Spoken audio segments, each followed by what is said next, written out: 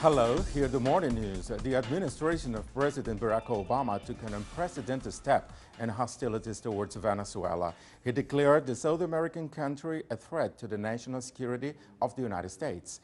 The executive order also declared a national emergency and placed further sanctions on Venezuela. President Nicolás Maduro blasted the move, calling it unfair and a clear attempt by the U.S. government to topple the Bolivarian revolution. Maduro also said that the policies of the United States at home and abroad are the real threat to U.S. residents. El pueblo de Venezuela es un pueblo de paz, Presidente Obama. The people of Venezuela are a peaceful people, President Obama. You have no right to assault us and say that Venezuela is a threat to the people of the United States. The threat to the people of the United States is you. You who decide to invade, kill, finance terrorism in the world, you are the threat. The ones who don't defend the African Americans killed every day in the streets of Wisconsin, New York, Chicago.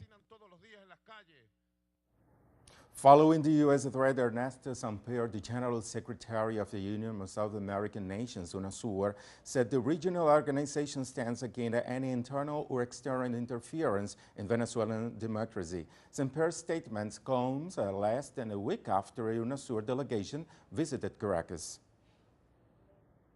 El Consejo de Cancilleres de UNASUR. The Council of Ministers of UNASUR appointed the foreign ministers of Ecuador, Colombia, and Brazil so they could represent the Union on different approaches regarding Venezuela.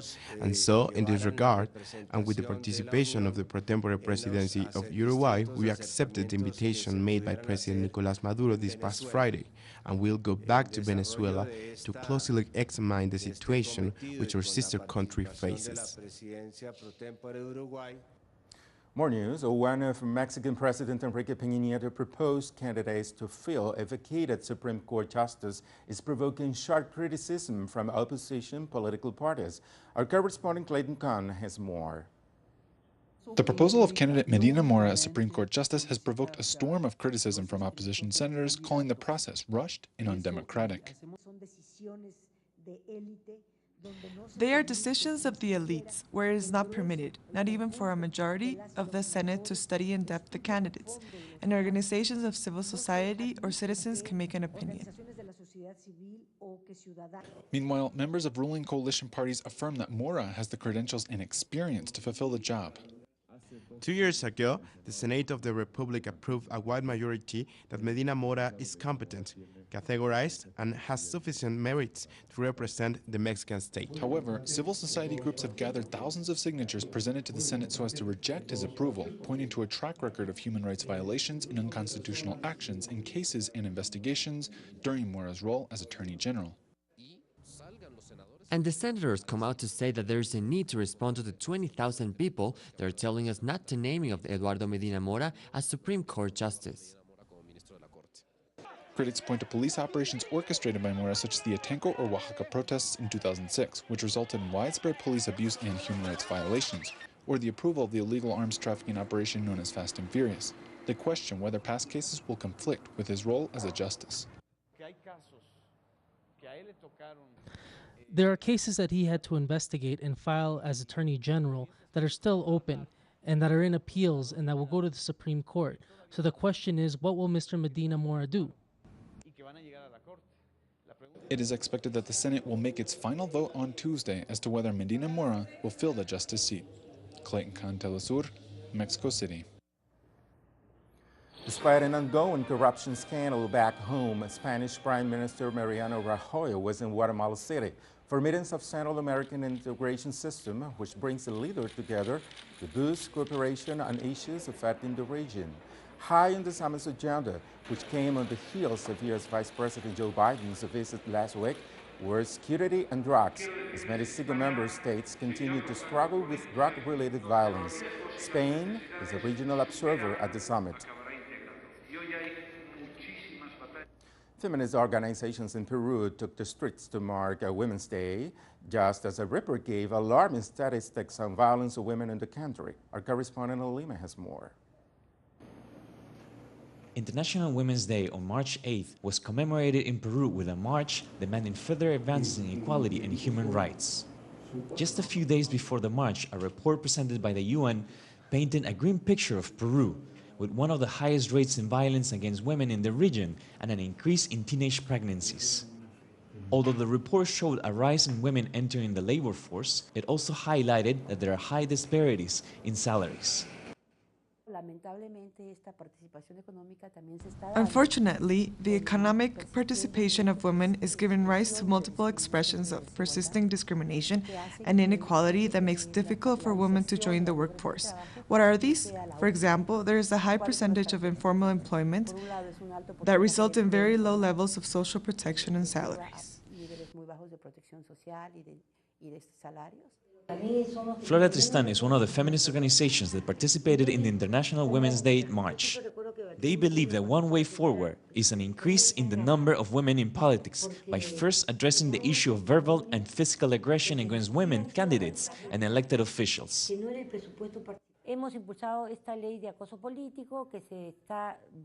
We have pushed for a law about political aggression that will be put forward at Congress. It is a response to the fact that for every 5 female officials, 2 have experienced aggression, and in the last election, more than 40% of female candidates in Peru said they have experienced such aggression.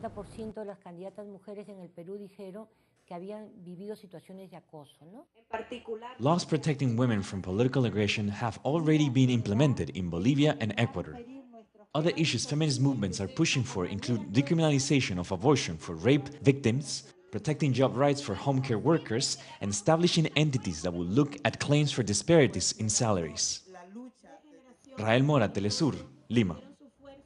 In Argentina, analysts claim that there are geopolitical interests interfering with investigations into the 1992 attack on the Israeli embassy and 1994 AMIA Community Center bombing. Leo Poblete with more from Buenos Aires.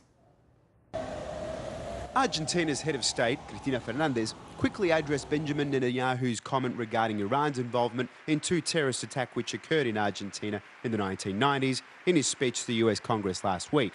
She said, "For some, Argentina and AMIA is just collateral damage of a war that we have never been a part of, nor want to be a part of." U.S. and Israeli state policy has to do with bringing foreign conflicts to our shores.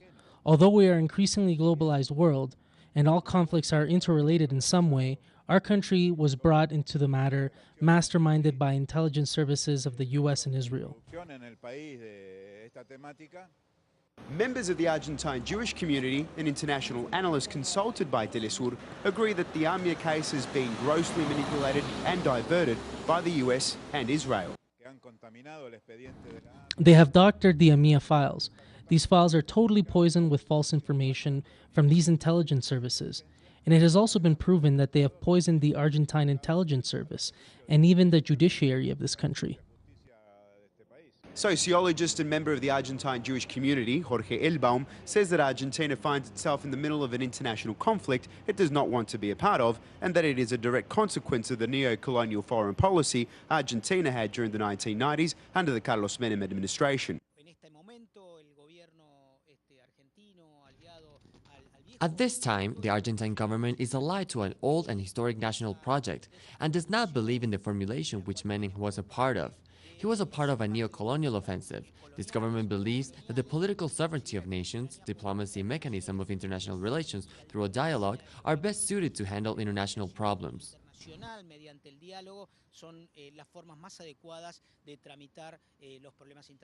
Following the death of Alberto Nisman, who was the chief of the AMIA investigation unit for 10 years, the president linked the complaint against her with an attempt to divert and delay the case investigating the AMIA bombing. From Buenos Aires, Leo Político, teleSUR.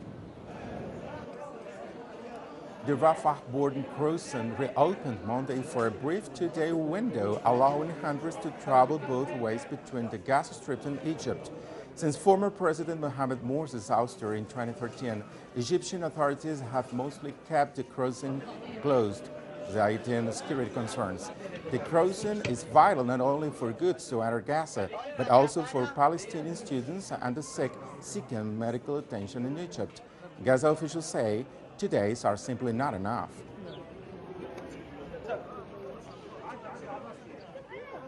The number of Palestinian people registered to travel from our side is really big. It's over 40,000 people, so 2 days will not be enough. However, we will try our best to allow as many people to travel as possible, and we hope that Egypt will extend this period. Greek Finance Minister Yanis Varoufakis arrived in Brussels Tuesday for the start of a special Eurogroup meeting to discuss Greece's 7-point reform proposals submitted last week. Eurogroup chief, who has been a staunch proponent of continued austerity in the country, has already stated that Greece's proposals did not go far enough. Varoufakis and other officials are due to hold technical talks with international lenders as Athens seeks to secure more funding. The Capitol building in Madison, Wisconsin was flooded by hundreds of protesters demanding justice in the killing of another unarmed black teen by a police officer. Some 1,500 people took over to state legislature over the case of 19-year-old Tony Robinson, who was fatally shot in his home Friday. The protest took place just hours after another unarmed black man, Anthony Hill, was shot and killed by police in an Atlanta, Georgia suburb. Hill was reportedly acting erratic, but was naked and unarmed when he was killed. Also in the U.S., the University of Oklahoma shut down the Sigma Alpha Epsilon fraternity after a video surfaced with several of its members singing racist chants glorifying lynched. Hundreds of hunters held a demonstration against racism. The university president said that the members had until midnight Tuesday to get the things out of the house. 15,000 students are part of the organization nationwide. And an African soccer star returned to England Monday, not for a match, but rather to be recognized for its leadership against racism. Cameroonian captain and former Chelsea striker Samuel Eto'o was awarded the European Medal of Tolerance by the European Council. Eto'o, who was the victim of the racist abuse by fans on various occasions in Europe, has called for swift and heavy legal actions against racist soccer fans. The four-time Africa Player of the Year, who now plays for Sampdoria in Italy, made headlines when he threatened to walk off the field in Zaragoza during his days with the Barcelona team. In tragedy, as 10 people died in a helicopter crash in Argentina Monday, including a group of French sports stars participating in a reality TV show. Champion sailor Florence Artaud, Olympic gold medal swimmer Camille Muffat, and Olympic boxer Alexis Vastina died when the helicopters filming the survival series dropped crash into each other in the Argentine Andes. Weather conditions were said to have been good, so the cause of the crash remains unknown.